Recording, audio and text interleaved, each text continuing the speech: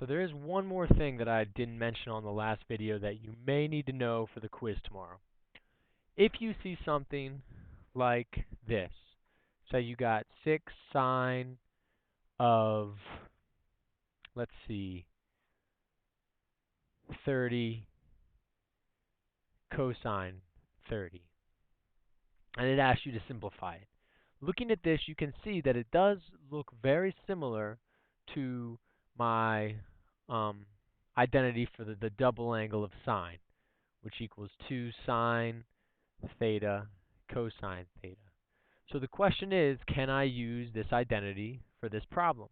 And the answer is yes. What you have to do is multiply your identity by a factor that's going to make your identity look identical to your problem. Okay? You want to make your identity look like your problem.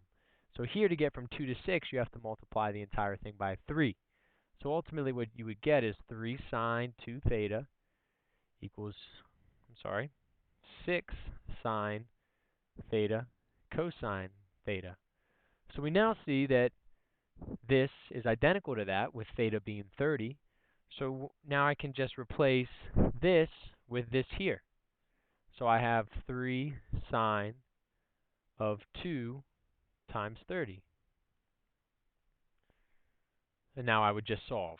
So I'd get 3 sine of 60, which is 3 times root 3 over 2.